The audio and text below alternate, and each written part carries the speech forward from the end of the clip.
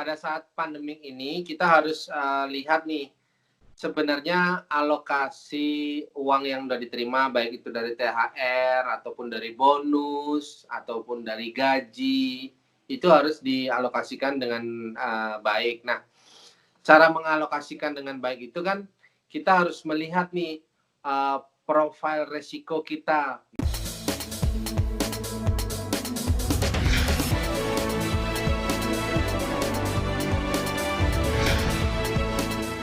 Halo teman-teman, kembali lagi di channel YouTube Erik Gumaryadi dalam program Panas Dingin.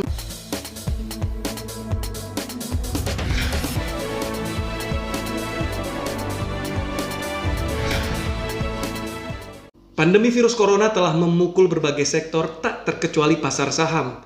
Lalu masih adakah peluang cuan investasi saham di tengah pandemi ini? Ikuti pembahasannya bersama Lucky Bayu Purnomo, pendiri LBP Institute.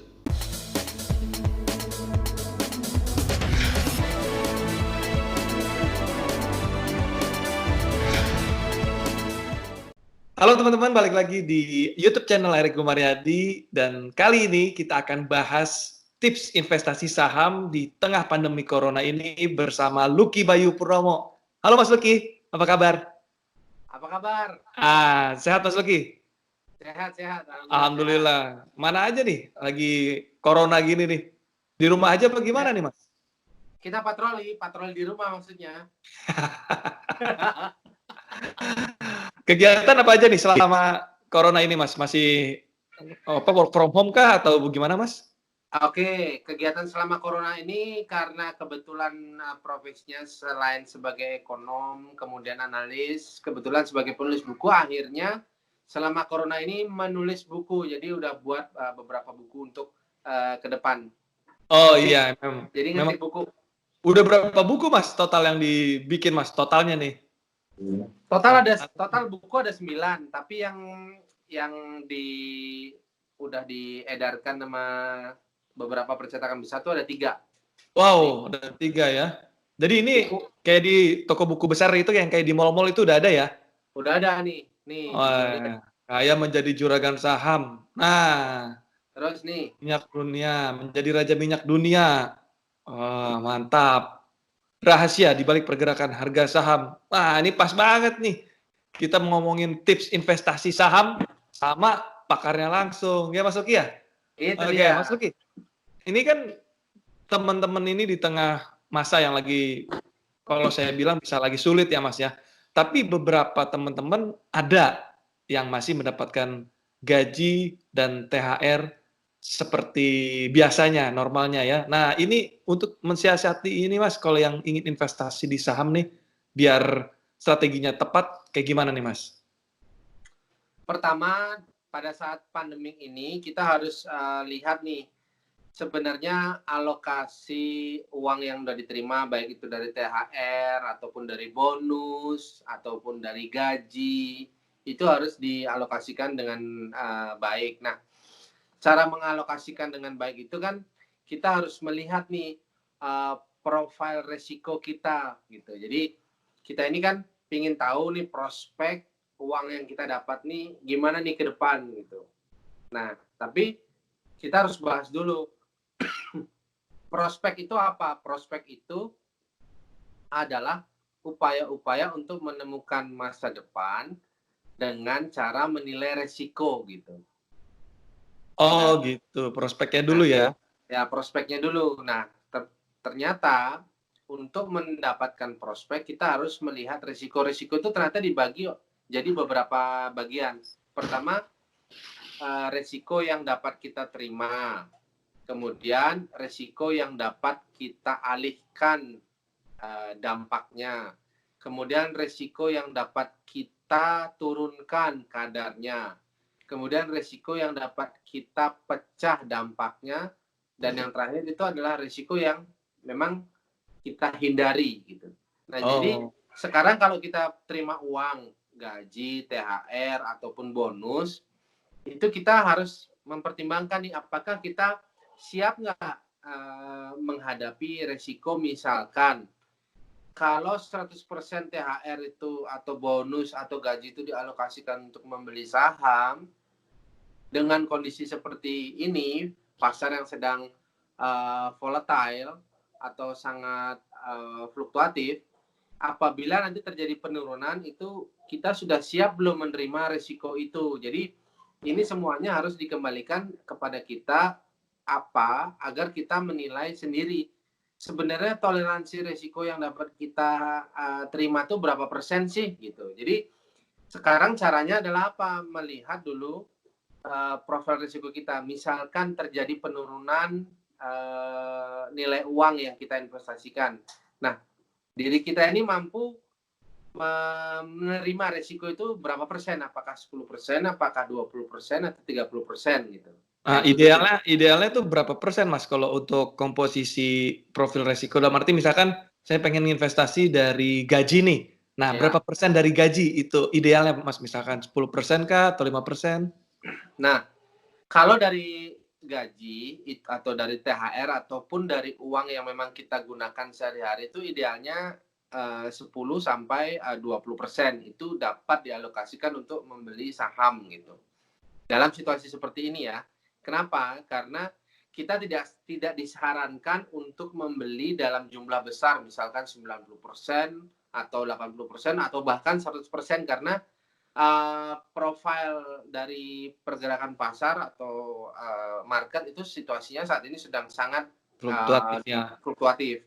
Nah, dikhawatirkan karena sekarang orang sudah pada work from home, stay at home, dan mendapatkan sumber pemasukan itu sulit, sementara kita memperoleh THR, gaji, dan bonus yang benar-benar kita harap-harapkan. Nanti kalau misalnya terjadi penurunan pasar dan tidak sesuai harapan, itu akan kecewa. Nah, kalau kecewa nanti kita tidak akan bisa berpikir jernih. Nah, yang kita inginkan adalah apa? Bagaimana kita mengelola uang dan kita berpikir dengan jernih. Nah, untuk itu disarankan 10% sampai 20% itu alokasinya ke saham. Nah, kemudian kalau kita berpikir masalah risiko, nah maka kita harus melihat nih apa sih kategori investasi saham yang dikategorikan risikonya itu relatif kecil gitu. Dan pilihannya apa sektornya. Nah, sektor-sektor yang menjadi pilihan di tengah pandemi COVID-19 ini itu antara lain adalah sektor energi. Oh, energi justru bagus ya Mas ya? Energi. Kenapa energi? Karena kita lihat 2 bulan lalu atau 1,5 bulan yang lalu harga minyak dunia itu sempat berada di angka minus 0, terendah ya. Ya, terendah dan di bawah $0. 0 US dollar per barrel. Nah, sekarang kemarin tanggal 15 hari Jumat itu minyak dunia ditutup di angka 29 US dollar per barrel. Nah, itu berarti apa? Minyak dunia itu sudah menguat $29 dalam kurang lebih 1 bulan. Dan itu cukup baik di tengah situasi seperti ini karena sentimennya sedang ada dalam sentimen positif.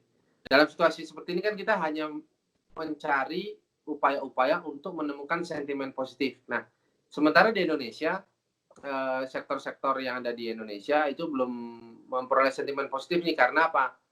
Tren pertumbuhan ekonomi kita cenderung mengalami pelemahan. Kemudian angka persediaan anggaran APBN itu cenderung mengalami perubahan dan itu berakibat dapat menurunkan kinerja ekonomi. Kemudian yang berikutnya lagi, sentimen COVID-19 dengan adanya suasana mudik seperti ini dan adanya beberapa kelonggaran terkait dengan pelaksanaan mudik dan pelaksanaan kegiatan usaha itu menjadi satu kekhawatiran bahwa jangan-jangan nanti ada the second wave atau gelombang kedua. Nah, kalau gelombang kedua nanti indeks atau harga saham itu cenderung mengalami koreksi karena sentimennya negatif. Nah, untuk itu kita mencari sentimen yang menarik, yaitu harga minyak. Ya, untuk itu sektor energi menjadi pilihan. Nah, kalau kesehatan Mas, kesehatan gimana Mas? Mengenai sektor kesehatan. Nah, kesehatan itu di pasar atau di market itu digolongkan sebagai sektor yang berhubungan dengan farmasi. Ya. Nah, farmasi itu masuk dalam kelompok retail, consumer good. farmasi cukup menarik, tetapi untuk kelompok sektor yang ada di sekitar farmasi, misalkan retail, itu harusnya dihindari dulu, karena kalau kita lihat hindari ya. Retail itu turunannya ada beberapa bagian. Pertama, retail yang menjual kebutuhan dasar, basic need, misalkan Unilever. Kemudian ada lagi retail berikutnya yang berhubungan dengan konsumer good, yaitu Indofood. Kemudian HM Sampurna. Kemudian ada lagi retail yang berikutnya itu seperti Ramayana dan sebagainya. Nah, kalau kita lihat dalam situasi pandemi ini, karena adanya social distancing dan sebagainya, saham-saham itu tidak cukup menarik untuk jadi tujuan investasi. Justru yang menarik itu energi, farmasi, dan hospital atau pelayanan kesehatan, karena kita ketahui ada juga rumah sakit yang telah melantai di bursa. Iya, iya. Jadi 3 pilihan itu sektornya. Pertama energi. Kemudian retail itu dalam kelompok farmasi, kemudian yang terakhir itu adalah pelayanan kesehatan atau rumah sakit yang telah melantai di bursa seperti Mitra Keluarga dan Siloam. Nah, Mas, bagi investor pemula nih, mungkin kan ada teman-teman nih yang ketika gaji dan THR kali ini dia tiba-tiba ingin pengen cobain di saham nih, Mas. Nah, itu kan harus ke sekuritas dulu untuk daftarnya. Mungkin ada dari teman-teman ini bisa dijelaskan sedikit, Mas, gimana proses untuk mendaftar sebagai investor pemula, Mas? Oke, jadi yang pertama, sekuritas itu menjadi perusahaan jasa keuangan yang menawarkan jasanya untuk melayani investor yang ingin berinvestasi. Nah, yang pertama, kita harus menyiapkan dokumen dasar dulu, yaitu KTP, kemudian NPWP, ya. Nah, setelah itu, dalam situasi COVID-19 ini, banyak sekuritas ya, yang justru melayani pembukaan rekening online. Oh, oke, udah mulai online mereka juga ya. Ya, nah, jadi nanti saya akan berikan juga alamatnya di mana pembukaan rekening online, dan KTP, NPWP itu diserahkan, dikirim dengan online. Kemudian nanti setelah pembukaan online nanti jadi nomor, namanya RDN namanya. Jadi prosesnya itu investor ke sekuritas mendaftar menggunakan KTP NPWP, kemudian nanti investor memperoleh kartu dari KSE, Custodian Central Bank Indonesia. Nah, setelah itu investor memiliki RDN, rekening dana nasabah. Nah, apa fungsinya RDN? Apabila apabila sekuritas itu tutup atau tidak beroperasi lagi, RDN itu rekening dana nasabah itu masih ada dan uangnya masih ada di situ. Ya, jadi kalau ada sisa transaksi masih ada di situ. Jadi tidak ada di rekening sekuritas. Nah, setelah itu bisa memulai transaksi. Oke. Oh, udah mulai transaksi. Oke. Nah, tapi untuk memilih sekuritas yang terpercaya biar tidak istilahnya benar-benar, intinya yang benar-benar terpercaya itu seperti apa, Mas? Kita ngelihatnya seperti apa? Apakah terdaftar di OJK, kita cek, atau bagaimana? Oke. Jadi syarat-syaratnya itu ada banyak, selain hanya melihat terdaftar di Otoritas Jasa Keuangan atau OJK. Nah, syarat-syaratnya antara lain yang paling signifikan itu pertama adalah likuiditas yang dituangkan dalam MKBD namanya, modal kerja bersih disesuaikan. Nah, syaratnya itu harus 25 miliar ke atas. Oke, 25 miliar ke atas ya. Nah, jadi MKBD itu harus ada di atas angka 25 miliar ke atas. Nah, kenapa? Dan apa fungsinya?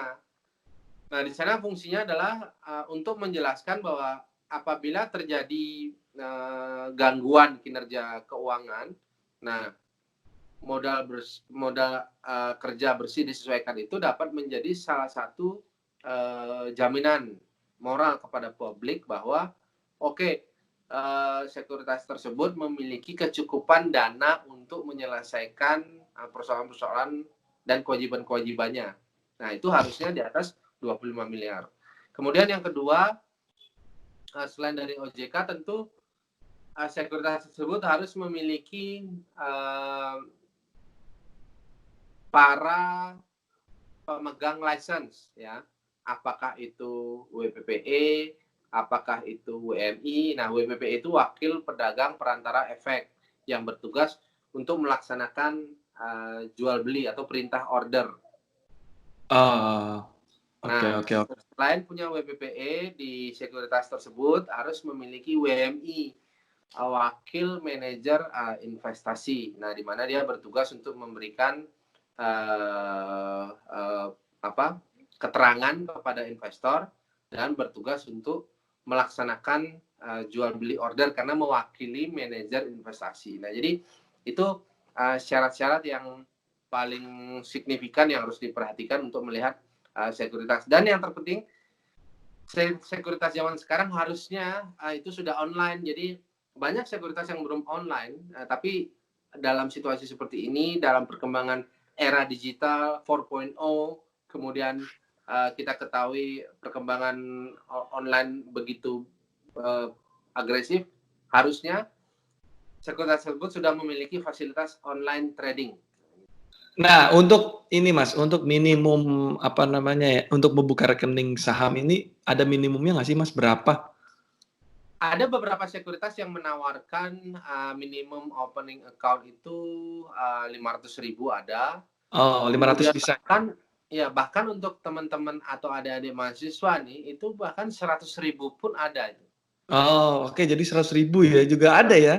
Jadi 100.000 udah ada karena sosialisasi Bursa Efek Indonesia untuk pelajar dan mahasiswa itu yang sudah memiliki KTP 100.000 pun sudah bisa menjadi pemegang saham perusahaan. Jadi itu untuk kategori pelajar. Nah, untuk umum itu bisa dimulai dari 10 juta. Oke, Mas, kita tadi balik lagi, Mas sempat yang menarik menurut saya mengenai profil risiko nih. Nah, ini penting nih. Nah, ini bagaimana kita menilai profil risiko ini? Kan ada yang moderat, ada yang konservatif. Nah, ini alokasinya lebih baik seperti apa nih Mas untuk profil yang moderat dan konservatif ini? Oke, jadi ada 3 nih. Ada 3. Pertama, mereka yang sebutlah pasif, investor pasif. Iya. Kemudian yang kedua itu moderat. Kemudian yang ketiga itu agresif. Nah, kalau pasif itu alokasi investasinya itu minimal itu 10% ya dari total kepemilikan alokasi dana. Kemudian kalau moderat itu sekitar 45, kemudian yang agresif itu sekitar 80%. Nah, kenapa tidak dikatakan 100%? Kalau 100% udah masuk ke kategori spekulatif. Oh, spekulatif. Oke, Ya. oke. Jadi itu kelompok kita mengalokasikan investasi. Jadi topik yang Mas Erik angkat ini sangat menarik nih karena di tengah pandemik ada juga beberapa orang yang tidak dapat THR, ada juga yang dapat THR. Iya, betul, Ada betul. juga Ini orang yang masih menerima gaji, tetapi ada juga yang sudah menerima surat PHK. iya, betul Nah, Mas. Iya, iya. jadi saya mau katakan bahwa sebenarnya kita harus ingat nih, apabila di masa-masa sulit seperti ini kita memegang duit, harus baik-baik mengelolanya. Kenapa? Saya mau sampaikan satu kata mutiara yang sangat fenomenal nih, bahwa Iya, gimana? tujuan orang bijak mengambil keputusan pada kali pertama itu bukan untuk mencari keuntungan. Nah, jadi kalau udah pegang duit nih, bersyukur nih udah pegang duit. Nah, mempergunakannya jangan berpikir dapat untung dulu. Gitu. Iya. Nah, jadi kata-kata bijak itu, kata mutiara itu berbunyi seperti ini. Tujuan orang bijak mengambil keputusan pada kali pertama bukanlah untuk mencari keuntungan, akan tetapi untuk menghindari rasa sakit. Aristoteles, filsuf Yunani. Iya. Ada juga yang bilang gini Mas, ketika kita dapat uang kita harus sebar uang itu di beberapa keranjang, ya kan Mas? Ya. Investasi.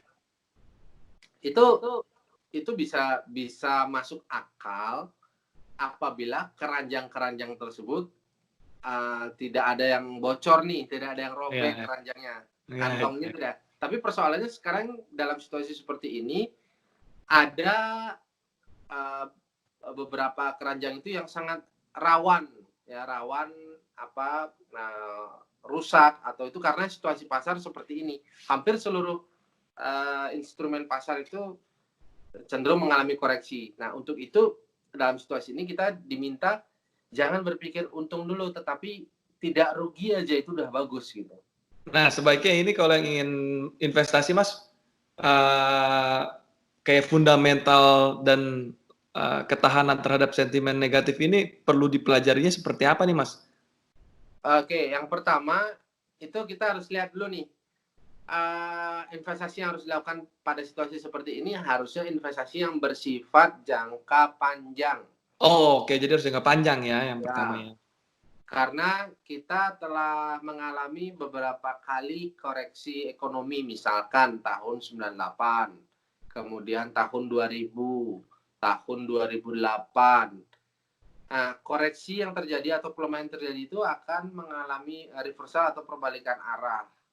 Nah, sehingga tidak diharapkan kita untuk berinvestasi jangka pendek nih. Jadi bagi teman-teman yang udah dapat THR, kemudian dapat gaji atau bonus, haruslah berpikir bagaimana transaksi ini adalah transaksi jangka panjang. Nah, untuk tabungan jangka panjang. Dan kebetulan sekarang lagi banyak yang diskon, lagi banyak yang koreksi atau banyak yang turun. Sebenarnya ini kesempatan untuk melakukan buy on weakness ya, weakness ya. Tetapi untuk jangka panjang gitu. Oh, untuk jangka panjang. Jadi lebih baik seperti itu. Nah, jadi itu jawaban mengenai fundamental, bahwa fundamental yang harus kita lihat adalah fundamental jangka panjang, jangan fundamental jangka pendek, karena jangka pendek angka pertumbuhan ekonomi pun masih cenderung mengalami koreksi dan hampir seluruh dunia juga GDP-nya mengalami koreksi. Oh, oke. Bagus. Menarik sekali nih Mas pembahasan kita. Ada apalagi yang bisa disampaikan tips-tips untuk investor pemula? Nah, tadi kan kita investor pemula nih Mas. Bagi investor yang sudah lagi jalan nih Mas. Ini apakah dia harus langkah apa lagi harus dia lakukan untuk investor yang sudah melakukan menanamkan sahamnya di beberapa sektor, misalkan perbankan atau apa, itu harus dilakukan apa lagi Mas? Jadi sifat investor itu sebenarnya ada 3. Investor yang sudah tahu, investor yang tidak tahu, dan investor yang tidak mau tahu. Ya. Nah, dari 3 sifat itu dia juga punya 3 cara pengambilan keputusan. Pertama, investor yang sudah beli, investor yang tidak beli, atau investor yang tidak mengambil keputusan beli atau jual gitu. Nah, jadi sekarang saya akan bahas apa sih harus dilakukan apabila kita telah memiliki posisi membeli instrumen investasi antara adalah saham. Nah, apabila angka kerugian itu masih berada pada kisaran angka 10%, itu sebenarnya masih dapat dipertahankan posisi itu, atau tidak perlu mengambil satu sikap untuk posisi tersebut, karena 10% tersebut masih ada dalam batas toleransi sebagai investor pemula. Kecuali pelemahannya sudah ada di angka 15%, maka mau tidak mau cut loss atau menjual dalam posisi rugi itu harus menjadi pilihan. Itu yang pertama. Itu yang sudah punya posisi. Sekarang yang belum punya posisi bagaimana gitu. Nah, yang belum punya posisi atau belum mengambil satu keputusan untuk beli atau jual, saya lihat dalam situasi seperti ini, angka atau momentum yang terbaik untuk melakukan entry point itu sebenarnya setelah bulan Ramadan atau setelah Lebaran. Karena apa? Karena kita akan melihat new normal yang sebenarnya, atau taraf-taraf normal yang sebenarnya. Nah, itu terjadi setelah bulan Ramadan. Nah, di momentum itulah investor yang belum memiliki posisi atau belum memiliki satu keputusan untuk beli atau jual bisa mengambil sikap di momentum setelah bulan Lebaran. Nah, saya katakan bulan Juni. Oh, jadi sekitar Juni ini kemungkinan kita Iya. akan mulai bisa dibilang apa ya? New normal kali ya, Mas ya? Ya, new normal ya. Jadi kan new normal itu pasar investor, pembeli, penjual itu akan berpikir, oh bagaimana nih kita agar menemukan satu posisi yang price in atau yang sesuai. Nah, penyesuaian itu akan dialami di bulan Juni. Jadi setelah bulan Mei ini. Oke. Nah, kemudian yang terakhir bagi investor yang tidak mau tahu dan tidak beli dan tidak jual juga. Nah, Cuek lah, cuek. Nah, saya katakan channelnya Mas Erik ini bagus banget karena kita tidak diharapkan jadi orang yang tidak mau tahu karena apa seluruh manusia itu rata-rata ingin mengejar pengetahuan. Maka dari itu saya kira channel ini membawa pengetahuan bagi investor-investor yang tidak mau tahu karena seperti yang tadi dibahas melalui pertanyaan, itu adalah pertanyaan yang sangat menarik karena itu mengantarkan kita pada sebuah pengetahuan baru. Oh, oke. Menarik sekali diskusi kita pagi ini. Mas Lucky Bayu Purnomo, terima kasih atas kesempatannya, Mas ya. Top. Sehat selalu, stay safe. Next time kita akan ulas lagi konten-konten yang lebih menarik tentunya, Mas Lucky. Oke. Mantap. Oke, teman-teman, demikian diskusi saya dengan pendiri LBP Institute, Lucky Bayu Purnomo. Sampai ketemu lagi di konten-konten berikutnya. Jangan lupa subscribe dan like ya.